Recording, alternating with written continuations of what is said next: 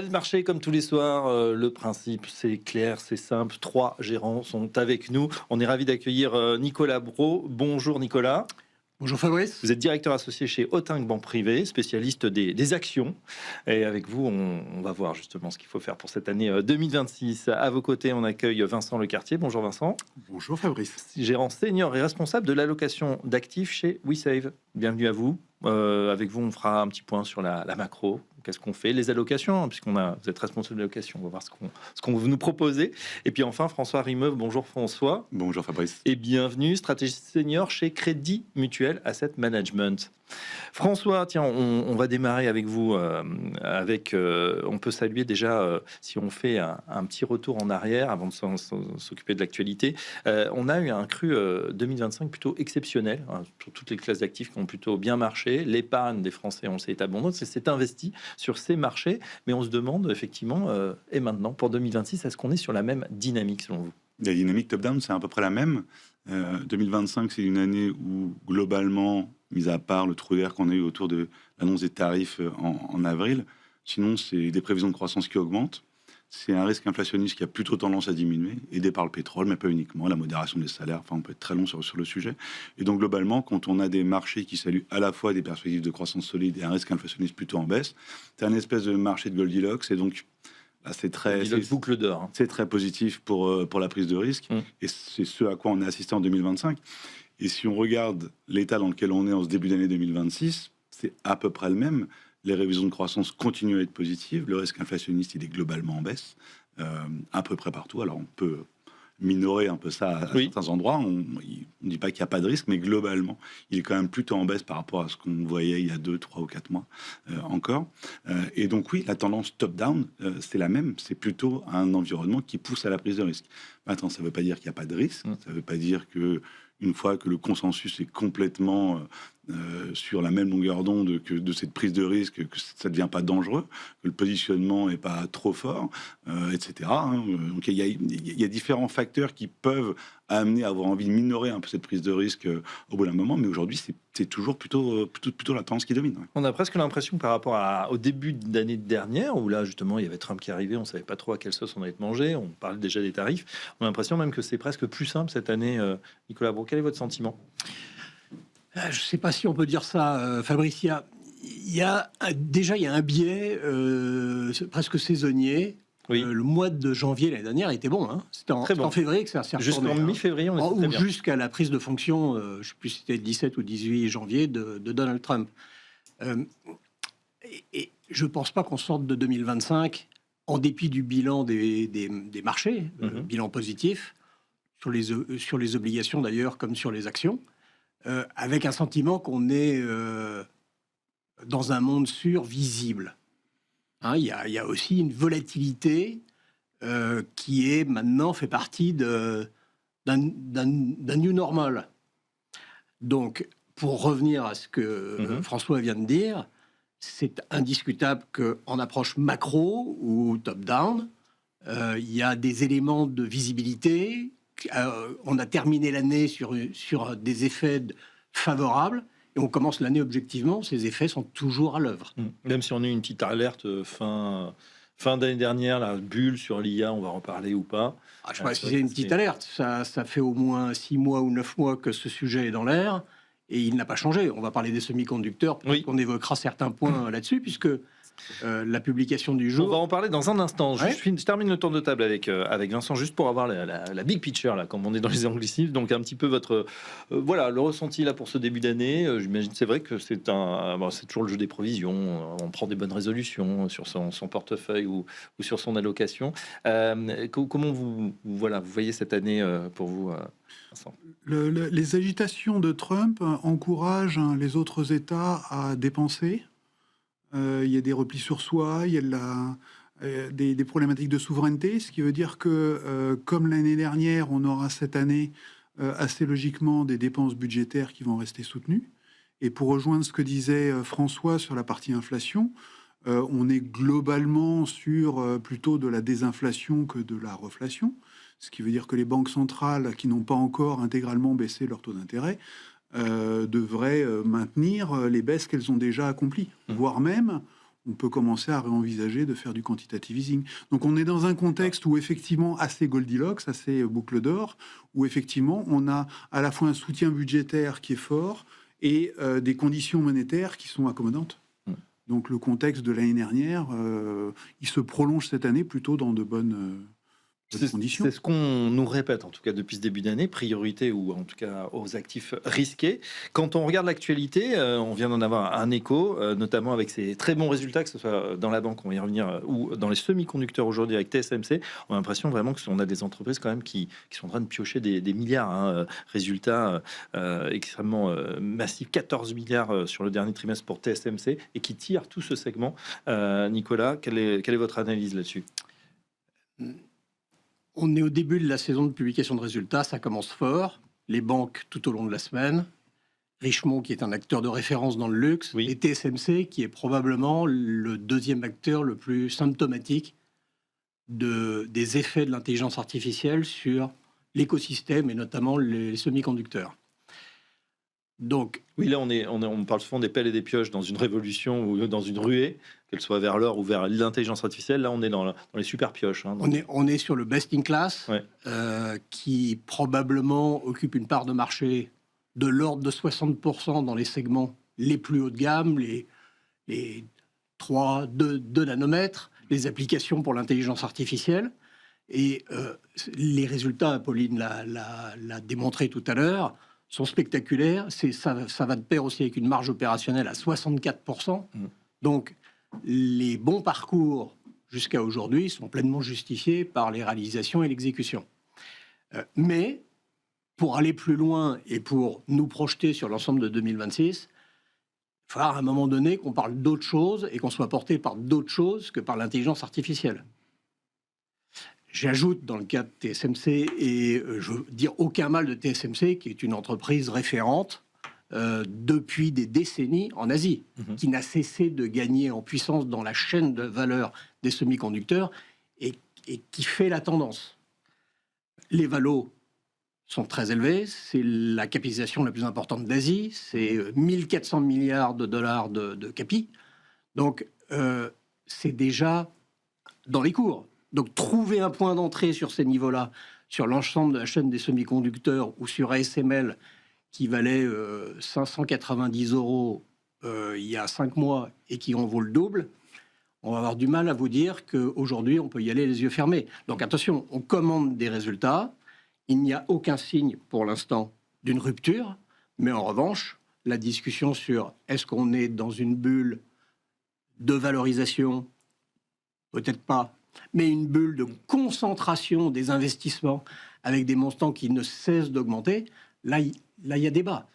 J'ajoute dans le cas précis de TSMC que ça n'échappera à personne, c'est une société taïwanaise, et dans les risques, même si on n'en sait rien, dans les risques de l'année, si la Chine devait accentuer sa pression sur Taïwan, sans envahir, même un blocus, TSMC produit l'essentiel de ces puces à Taïwan, et les diversifications de production en Europe et en Arizona ne vont pas suffire à ce stade. Donc, il n'y a aucun sujet qui soit sans risque. François l'évoquait tout à l'heure, et c'est vrai en macro comme en microéconomie. Oui, c'est vrai. On a également eu des publications sur le luxe. Là aussi, alors pour le coup, là, Cocorico, hein, ce sont nos plus belles société en France, mais c'est vrai que ça tousse un peu depuis quelques années avec la Chine qui est un peu à l'arrêt. François, justement, sur ce segment, on a l'impression qu'on avait une embellie en début de séance et puis ça s'est un peu retourné. On voit que ça patine. Est-ce que c'est dû à la Chine toujours ? C'est le driver négatif de la thématique depuis maintenant longtemps, hein, depuis que le marché immobilier chinois a explosé. Hein. En gros, c'est assez concomitant. Maintenant, si on élargit un peu ce qui se passe sur le luxe, mais même de manière générale, à toute une catégorie de sociétés qui ont historiquement très bien fonctionné, mais qui sont un peu délaissées par le marché, tout ce qui est qualité, tout ce qui est ORE, qui était cher à une époque, mais qui est beaucoup moins maintenant. On peut penser à certaines valeurs de santé, certaines valeurs de consommation, luxe ou autres. On voit une thématique qui est un peu en train de revenir. Effectivement, le marché est dominé par une concentration qui est très forte, que ce soit aux États-Unis sur la tech depuis X années, mais c'est vrai en Europe ou en zone euro avec les banques depuis un certain temps, qui tirent toute la cote à la hausse depuis au moins 2 ans maintenant. Et depuis quelques mois, on assiste à quand même un peu de rééquilibrage avec d'autres secteurs qui sortent du lot. On voit que depuis le mois d'octobre, la tech a arrêté de surperformer aux États-Unis. Ça n'empêche pas le marché de progresser. Et donc, on assiste à un rééquilibrage qui est plutôt sain, où on n'est plus tiré uniquement par un ou deux secteurs, une concentration excessive qui peut paraître un peu risquée. Donc, s'il y a des thématiques à mettre en place pour l'année en cours, et pour éviter ce risque de concentration un peu excessif et les turbulences qui peuvent arriver sur un risque géopolitique de TSMC ou sur autre chose qui touche la tech, qui est très, qui peut être très volatile en tout cas par moment, ça peut être intéressant d'aller sur toutes ces stratégies-là qui sont aujourd'hui pas très chères. Et on voit qu'il y a un peu de momentum qui est en train de revenir. La pharma, par exemple, depuis 3 mois aux États-Unis, ça fait beaucoup mieux que le marché, mais personne n'en parle. Et pourtant, c'est pas cher. C'est une qualité de gestion qui est historiquement meilleure que l'indice. Des RO et des ROA qui sont meilleurs. Et aujourd'hui, c'est historiquement pas très cher par rapport au reste. Parce que c'est peut-être aussi un peu sous pression à cause de Monsieur Ça explique évidemment. Mais c'est aussi ça qui fait l'attrait de ce type de pari ou d'allocation, c'est que c'est très délaissé par les investisseurs pour des raisons que l'on connaît. Ça a été ciblé par Trump X fois, c'est donc évident que ça a été délaissé. Mais aujourd'hui, du coup, ça s'achète à pas cher aussi. Donc avec un potentiel qui est peut-être plus intéressant qu'ailleurs. Vincent, on parle beaucoup de diversification alors, sur toutes les classes d'actifs. Et là, la petite musique qu'on entend, c'est en même temps, si on est sur les actions, une rotation sectorielle. Effectivement, on a une très grande concentration, on le retrouve sur les ETF, qui peut être à un moment dangereuse. Et j'ai l'impression que tout le monde se dit, mais attention, là, on est peut-être trop concentré. Il est temps de redispatcher un petit peu ces avoirs. Si on regarde les performances des actifs américains, des actions américaines à hier soir, c'est très intéressant de constater déjà que le Russell, donc les petites capitalisations américaines, est l'indice qui performe le mieux et de très très loin, puisqu'il fait 7% contre 1% pour le S&P 500. Donc déjà, ça veut dire que les investisseurs jouent beaucoup plus de nouveau les valeurs domestiques américaines, le côté cyclique, la consommation américaine, et beaucoup moins désormais les grandes capitalisations exportatrices. Deuxième point intéressant, c'est de voir que le S&P 500 équipondéré fait aux alentours de 4% de performance en 15 jours, alors que le S&P traditionnel ne fait que 1% de performance. Donc 3% de performance d'écart en 15 jours sur un indice qui normalement a les mêmes valeurs, on voit bien qu'il y a une déconnexion désormais entre les très grandes sociétés leaders qui peinent. L'infotech, le secteur de l'infotech baissait d'1,5% hier soir. Le marché est en hausse. Donc on voit bien que les investisseurs sont aujourd'hui en train de rechercher de la dispersion, de la mutualisation, et non plus de la concentration comme c'était le cas auparavant. Je pense qu'en plus, il doit y avoir pas mal de stratégies de long short, donc des gens qui financent des achats en vendant d'autres thématiques.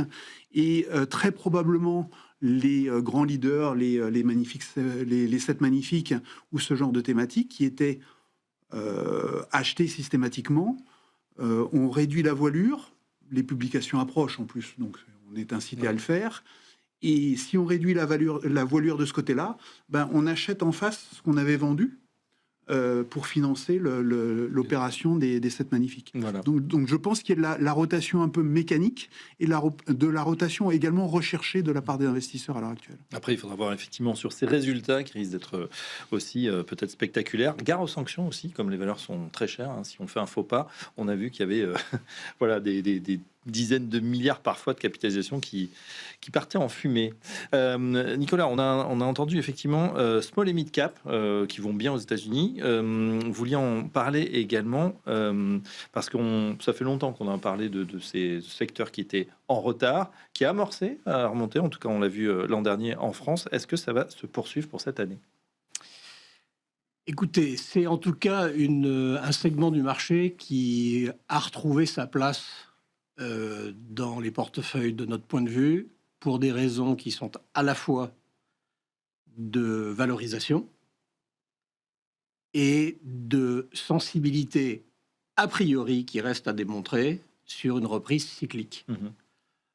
La baisse des taux a eu lieu, ça aurait dû impulser naturellement un réveil fort, puissant sur ces valeurs-là. Il manque un élément. aujourd'hui. Et nous étions au Forum Dodo la semaine dernière, qui est un forum qui est spécialisé sur les small et mid cap européennes, françaises, allemandes en particulier. Et de tout ça, il ressort un biais plutôt positif, une acclimatation où là aussi les entreprises de taille moyenne se font à ce monde de nouveaux new normal autour de la volatilité, les incertitudes. Oui. Donc les qualités de management ne sont pas en question sur beaucoup de valeurs de taille moyenne.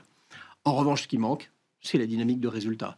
Donc ce qui manque, c'est ce qu'on constate aux États-Unis, une accélération des révisions de résultats. On est très tôt dans l'année pour en juger, mais on sort d'une année 2025 où probablement sur l'ensemble d'un panorama de valeurs moyennes, on est sur des résultats juste à zéro.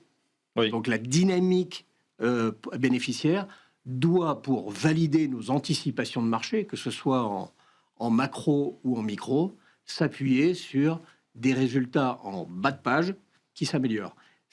Donc les conditions sont là.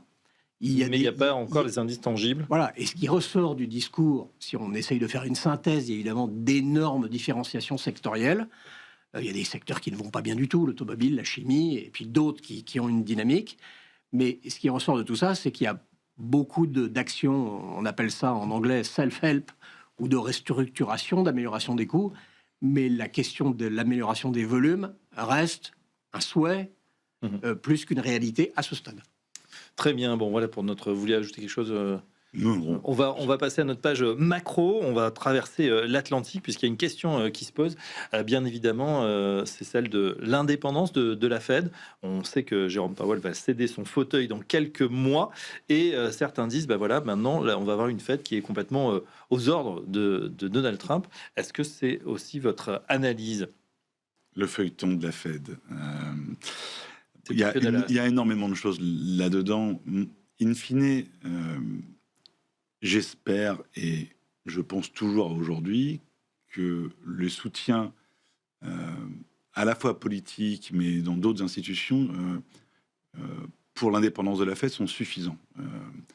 On l'a vu à la suite donc cette attaque contre Powell, de la vidéo qu'a posté Powell derrière, etc.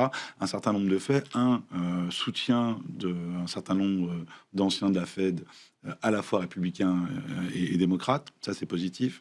On a vu le soutien de certains sénateurs républicains aussi, ça c'est aussi positif, sachant que certains ont dit qu'ils ne voudraient pas valider le choix d'un nouveau chairman de la Fed tant que l'histoire légale avec Powell ne serait pas derrière eux. Donc ça empêcherait quelque part Trump de choisir son nouveau chairman et de le faire valider tant que l'histoire de Powell n'est pas réglée. Donc il semblerait qu'il y ait suffisamment de soutien pour permettre à Powell de rester suffisamment fort et donc à l'indépendance de la Fed de rester. Maintenant, ça fait beaucoup de si.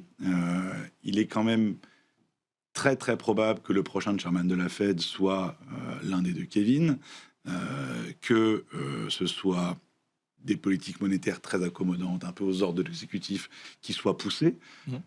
Mais la Fed, c'est pas un chairman qui décide, c'est X membres qui votent, et donc il faudra quand même qu'il puisse convaincre les autres membres de la Fed de mener à bien cette politique. On a déjà eu ce type de comportement dans le passé, Nixon versus Burns, et c'est compliqué pour un chairman de la Fed qui est aux ordres de l'exécutif de convaincre. Donc, moi, je pars toujours du postulat, a priori, que la Fed continuera à mener sa politique de manière pas complètement indépendante, il ne faut pas se leurrer, mais en tout cas, principalement en lien avec les variations des agrégats économiques qui sont croissance et inflation.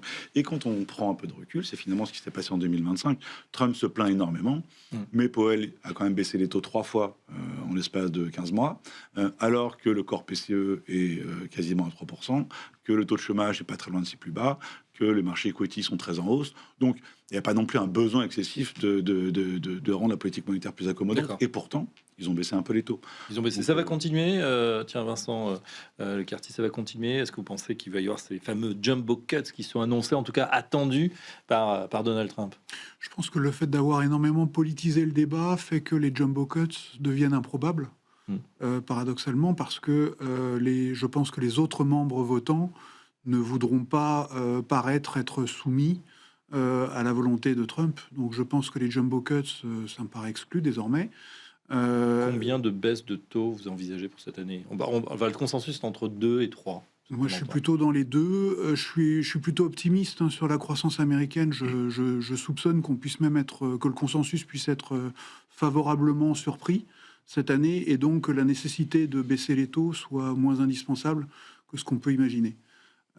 Parce que je pense que les soutiens budgétaires vont être forts cette année, les soutiens fiscaux vont être forts, que par effet de base, il y a un certain nombre de choses qui vont disparaître d'inflation d'une année sur l'autre du fait des tarifs. Donc je pense qu'il y a des facteurs qui vont jouer positivement cette année. Je crois dans les gains de productivité. Vous êtes positif sur la croissance américaine, parce que c'est vrai que cette économie US, on la sent forte, mais alors, certains aspects, évidemment, on ne va pas les reciter, dans la techno notamment, mais faible aussi ou un peu fragile. On voit notamment des signaux faibles sur l'emploi qui disent que ça peut être un petit peu problématique en fin d'année. C'est une croissance en cas. Il y a une partie de la population des entreprises qui en profite énormément, et l'autre qui, sans dire qu'elle est en souffrance, en tout cas, elle est nettement moins bien portante. Ça, c'est clair. Je pense que le travail de l'administration Trump avant les élections de mi-mandat, ça va être effectivement de rassurer et de financer la partie basse du cas. Donc je pense qu'ils vont essayer d'envoyer des chèques aux ménages les moins à l'aise. Ça me paraît très évident.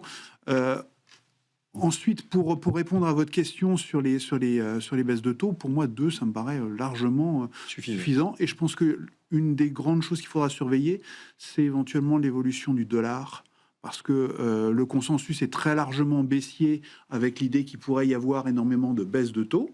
Et si l'ampleur des baisses de taux ne vient pas, peut-être qu'il y aurait des surprises aussi sur le dollar, qui pourrait remonter au lieu de baisser. Oui, là aussi, poursuite de l'affaiblissement du billet vert, c'est ce qu'on... Enfin, voilà, c'est le consensus. Là, on est à peu près à 1,16, 1,17, et on entrevoit les 1,20, 1,21. Voilà. Quel est votre scénario, Nicolas? Alors ça, sur ce point-là, il y a un an, sur le même plateau, c'était pas du tout la psychologie du marché, hein. Non, puisqu'on avait un Trump quand même assez conquérant. Depuis que le consensus est devenu très largement plutôt baissier dollar, le dollar ne baisse plus. C'est-à-dire depuis juillet.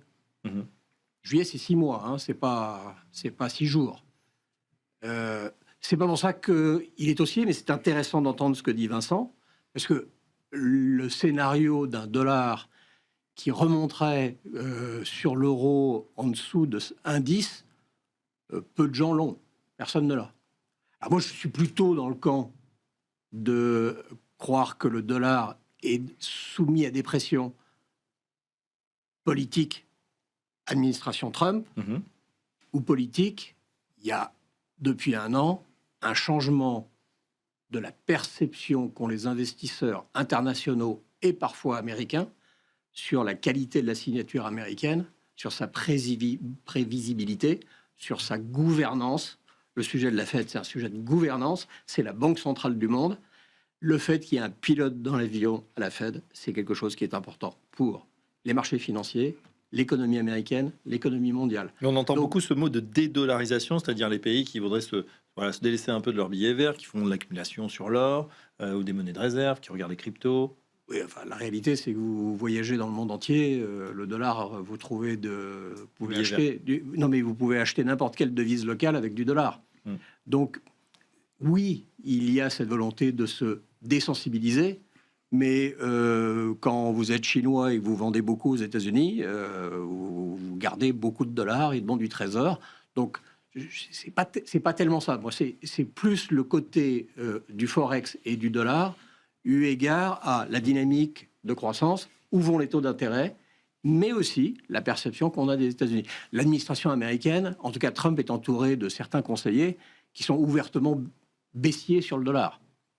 Maintenant, ça va par étapes. Donc, tant qu'on est sous les 1,20, on est dans le même consensus.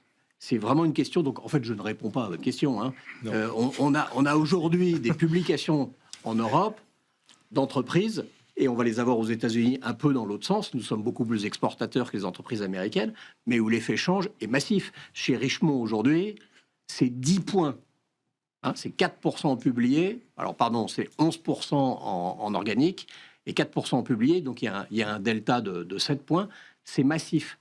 Mais peut-être qu'on a aussi vécu le pic, parce que l'année dernière, à la même époque, c'était le point le plus haut du dollar. Oui, paradoxalement, du coup, un dollar qui remonterait serait pas forcément mauvais pour, en tout cas, nos grandes entreprises exportatrices du luxe, en particulier, peut-être on pense aux spiritueux, aux autres, ceux qui libellent beaucoup en dollars. Oui, pour la machine. Enfin, l'Europe, 50% des profits en Europe des sociétés européennes sont réalisés en dehors d'Europe. Donc le sujet du forex, c'est oui, on est extrêmement sensible. Bon, je vous en veux pas de pas avoir répondu parce que c'est extrêmement compliqué de prévoir les fluctuations du dollar, bon, comme le reste, de toute façon. En fait, on est dans, pardon, de reprendre la parole sur ce sujet du forex.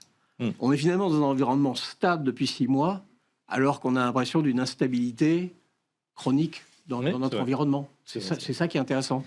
L'Europe, justement, on en parle. Est-ce que l'an dernier, déjà, c'était un petit peu la revanche de l'Europe, notamment avec les performances, avec le taux de change, ajusté du taux de change. Est-ce que on va continuer cette belle performance? On entend beaucoup que ça va être l'année de l'Europe. François Rimeux. C'est possible. On n'est pas du tout négatif sur les equity européennes, nous, aujourd'hui. Sur le côté macro, on a plutôt eu des bonnes nouvelles, globalement. On tape beaucoup sur la France depuis très longtemps, mais finalement, la France, sur le côté macro, depuis 3 mois, c'est quasiment que des bonnes nouvelles, que ce soit sur les PMI, sur la consommation, sur les intentions d'investissement, etc. Donc ça, c'est plutôt positif. On a évidemment ces espoirs liés au plan de relance allemand, alors même s'il est en retard, même si les Allemands mettent toujours beaucoup de temps à dépenser, in fine, on a quand même un impulse fiscal et budgétaire qui sera positif en provenance d'Allemagne. Ça va se déployer en fait cette année, Il y a eu les annonces et ça commence à se déployer. Depuis septembre 2025, ça a été clairement voté. Donc 2026, on va avoir les premiers effets bénéfiques. Ce sera sûrement plus fort en 2027, mais 2026, ce sera déjà meilleur que ce qu'on a eu en 2025. Donc on a plein de raisons de penser que ça puisse continuer à s'améliorer tendanciellement en Europe. Et puis de toute façon, il y a quand même un énorme frein qu'on a perdu, c'est les prix de l'énergie très très élevés qui nous ont pénalisés pendant très longtemps. Oui. Et les prix de l'énergie sont très très bas. Et on sait que ça se diffuse avec retard dans différentes sphères de l'économie, consommateurs, entreprises, en fonction des différents secteurs.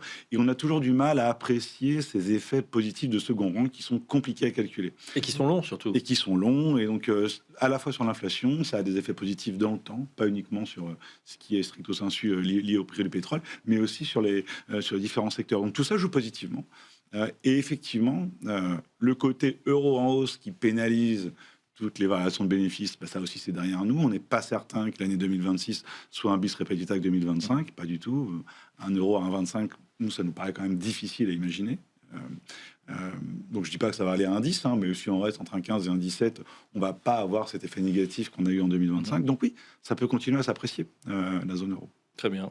L'Europe en pointe pour cette année, Vincent Lecartier, c'est quelque chose qui recherchez, que vous recommandez peut-être à vos clients? Moi, j'en ai toujours regardé, mais toujours avec la conviction que les États-Unis restent, eux, en pointe.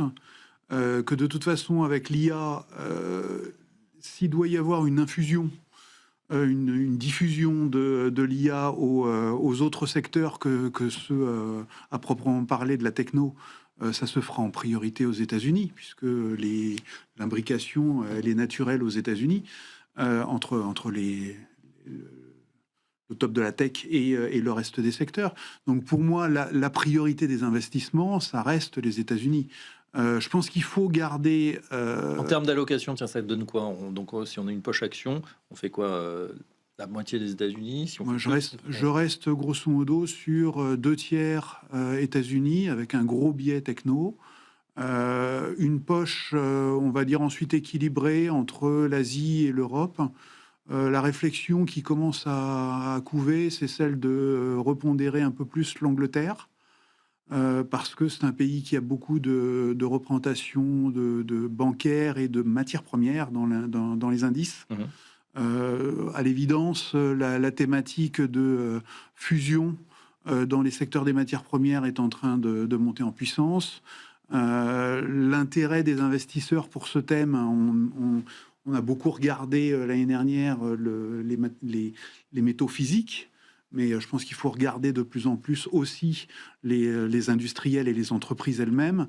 Donc je pense qu'il y a quelque chose à faire sur la thématique des matières premières, et ça on le retrouve dans quelques pays émergents, on le retrouve beaucoup dans la côte anglaise. Donc à l'intérieur de l'Europe, je pense que l'Angleterre peut mériter un regard particulier, surtout elle a été très délaissée par les investisseurs sur les dernières années. Donc je pense que le risque est faible. Le rendement risque me semble assez attrayant. Moi, j'aime toujours beaucoup le Japon pour son côté techno également, et je dirais la remise à plat qu'ils ont fait depuis quelques années, d'essayer de favoriser de nouveau l'actionnaire, en nettoyant un petit peu les chaebols, ce genre de choses, enfin nettoyer les holdings. Donc voilà, moi j'ai une position assez équilibrée entre Europe et Asie, mais une grande dominante. Joker toujours sur l'Angleterre et puis le Japon un petit peu. Exactement. Justement, Nicolas Broche, sur cette allocation, qu'est-ce que vous regardez en priorité? Comment vous allez répartir pour cette année? J'ai essayé de ne pas reprendre des éléments que vous venez de citer tous les deux, avec lesquels je vais converger. On a envie d'aller voir des zones qui ont moins bien performé, ou des segments qui ont moins bien performé, parce que je reprends, c'est quand même intéressant. 2 tiers c'est les États-Unis. On les États-Unis pour Vincent Lecartier. Maintenant, nous, dans une maison de gestion privée avec des clients qui sont français, on n'ira jamais. La surpondération sur les États-Unis, c'est pas 65%. Hein, c'est naturellement plus bas.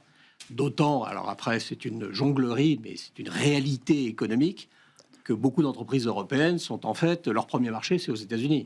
Hein, donc, si on parle de tech, si on parle de certains secteurs, probablement la pharma qui a été citée tout à l'heure, nous ne jouons pas dans la même catégorie, nous ne jouerons pas dans la même catégorie. Dans la pharma, l'avantage des Roche, Novartis ou autres AstraZeneca ou de plus petites valeurs, tout le monde vise à être présent sur le marché américain, en dépit du poids de Trump, en dépit des risques en termes de prix.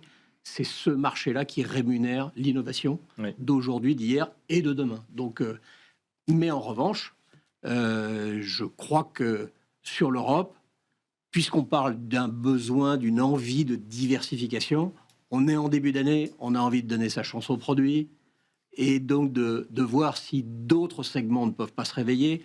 Le Royaume-Uni, c'est une idée intéressante. La France est une idée intéressante. Si on est un pays du Club Med, l'Espagne a fait 40% de performance, je crois, l'année dernière. L'Espagne a des avantages, mais l'Espagne n'est pas à la veille de devenir le fer de lance de l'industrie européenne de demain. Donc l'Italie est peut-être un paradis fiscal avec la meilleure dirigeante de droite ou d'extrême droite du monde, mais il n'empêche que l'Italie est un pays compliqué. La France est un pays compliqué, où il y a des talents fantastiques, des entreprises de premier plan et de qualité mondiale, parfois les meilleures. Donc là aussi, même chez nous, peut-être il peut se passer quelque chose. Pour l'instant, sur le plan de la dette, les écarts de taux avec l'Allemagne sont peut-être un peu étonnamment, mais stables. Ça traduit une dynamique économique, ça traduit une stabilité, c'est difficile de parler de ça, politique. En tout cas, c'est le même bonhomme à Matignon depuis quelques mois. Et voilà une idée, en tout cas. C'est content moins maintenant la stabilité. C'est un peu tard pour lâcher ça et pour aller à fond vers ce qui a le mieux marché et qui a pris 90% l'année dernière, c'est-à-dire, allez, on va revenir au départ de l'émission, les semi-conducteurs. C'est un peu tard, quoi. Les semis et la banque. Je sais pas, la banque. Alors ça, la banque est intéressante. Je suis pas spécialiste de la banque, mais ce qui est intéressant, et ça traduit un état d'esprit, on est tous à peu près positifs, en tout cas on est nombreux à se rejoindre sur un discours, un narratif positif. Mais ce qu'on entend sur certains secteurs, la banque en fait partie, c'est oui, on aime toujours parce que les conditions financières, l'impulsion économique, la charge de risque est sous contrôle, les éléments macro sont là, mais il est temps d'être sélectif et pas acheter un tracker, mais des valeurs. Ça prouve donc qu'on est déjà dans un stade de maturité des réappréciations boursières qui est avancé. Très bien. François Rimeux, chez Crédit Mutuel AM, si on fait l'allocation pour cette année, qu'est-ce qu'on va privilégier? Des actions. Oui. Des actions plutôt que de l'obligataire. En C'est sans doute le choix le plus important, en tout cas aujourd'hui. Ça ne veut pas dire que dans 6 mois, ce sera la même chose, mais aujourd'hui, c'est la conclusion. Des matières premières aussi, métaux précieux, mais aussi métaux industriels. Ça fait plusieurs mois qu'on répète qu'il y a un gros shortage sur plusieurs métaux industriels. On n'a pas assez d'offres. On a une demande qui est extrêmement forte. Toutes les thématiques du moment, en fait, ont besoin de métaux industriels, hein, que ce soit la transition énergétique, les data centers, l'IA, etc. On en a besoin de cuivre partout, et on n'en a pas assez. Donc tout ça, c'est à mettre en avant, et c'est plutôt un peu décorrélant dans une allocation, plutôt que d'avoir tout sur les mêmes paris, qui peuvent être des fois un peu dur à porter quand tout se retourne en même temps pour X ou Y événements géopolitiques. Et au sein des thématiques actions, oui, on aime toujours bien le côté financier, ça c'est clair, pour toutes les raisons invoquées, mais parce que le côté bancaire est en général un pari un peu leveragé sur la croissance nominale du monde, et la croissance nominale, elle reste forte. On a de l'inflation qui est plutôt quand même toujours un peu élevée par rapport à ce qu'on avait historiquement, des croissances nominales élevées, et donc des bénéfices qui sont très bien orientés. Plutôt un risque en plus de voir les courbes se pontifier si jamais dérapage budgétaire il y a aux États-Unis, et si pontification des courbes de taux il y a, en général c'est positif pour le secteur bancaire, donc ça permet de couvrir en plus un risque potentiel de 2026. Je ne sais pas si ça va arriver, mais c'est pas impossible en tout cas. Et puis tout ce dont je parlais tout à l'heure, toutes ces valeurs qui ont été délaissées pendant des années, qualité, pharma, consommation. Pour certains secteurs. C'est une thématique qui est en train de revenir au devant de la scène, et c'est diversifiant par rapport à tout ce qui a tiré le marché vers le haut depuis un certain temps, c'est-à-dire le côté technologique beaucoup. D'accord. Est-ce qu'il y a un joker, comme Vincent qui nous citait, le Royaume-Uni, une zone ou une thématique, l'énergie, un petit peu hors des sentiers battus, l'énergie, c'est très sale, personne n'en veut. On est en la vieille énergie, alors le pétrole. Ouais. En fait, tout le scénario et le consensus qui est celui du marché aujourd'hui, ne tient que parce que les prix du pétrole ou les prix d'énergie sont bas. Si on refait la même chose, mais avec un prix du pétrole à $100, tout d'un coup, c'est pas la même. On n'a pas la même dynamique d'inflation, on n'a pas la même dynamique de conso, on n'a pas les mêmes banques centrales. Et donc, ça remet en cause, en fait, le scénario. Donc, si jamais il y a un risque pour 2026, alors, il y en a plein des risques, hein, on peut parler de géopolitique, de choses qu'on ne maîtrise absolument pas, mais imaginons que le pétrole ne vaille pas 55 ou $60 ad vitam aeternam, ce qui est le consensus actuel du marché, mais que ça vaille plutôt pour X ou Y raison, 75, 80, 85, c'est un danger. Et les boîtes qui constituent le secteur énergétique sont très très peu chères. C'est un dividende play, c'est un buyback play. Voilà. Je ne sais pas si ça va être la meilleure thématique pour 2026, mais en tout cas, ce sera la wildcard pour l'année qui vient. Ouais, vous êtes d'accord sur l'énergie? Je suis séduit. D'abord, je trouve très bien expliqué par François. Et en plus...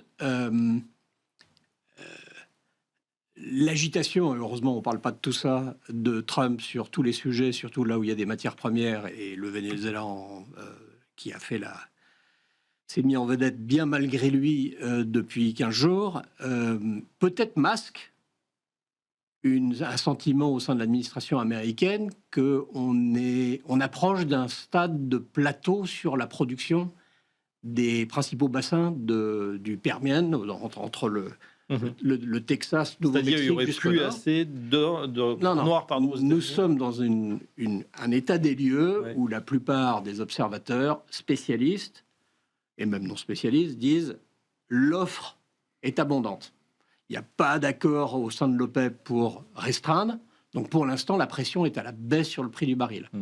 Mais il est déjà à un niveau qui est très supportif pour l'économie, pour le consommateur, et à un niveau où les acteurs du pétrole gagnent encore de l'argent dès lors qu'ils ont des coûts de production qui sont faibles. Et on a en effet un argument de valorisation et de rendement qui est très séduisant. Donc si d'aventure on avait un pétrole qui revient là où on était lorsque Trump a pris ses fonctions, ce secteur aurait vocation à se réapprécier. D'accord, bon ben voilà pour ces allocations, ces idées d'investissement, pour ceux qui en manquaient. Voilà, c'est intéressant d'avoir les avis des uns et des autres et vos analyses, parce que c'est pas que des avis, vous travaillez un petit peu derrière, on le sait. Merci en tout cas à nos experts du jour. Nicolas Brault, je rappelle que vous êtes directeur associé chez Auting Banque Privée. Merci Nicolas. Merci. Vincent Lecartier, gérant senior responsable d'allocation d'actifs chez WeSave. Merci. Et enfin François Rimeux, stratégiste senior chez Crédit Mutuel Asset Management. Merci François.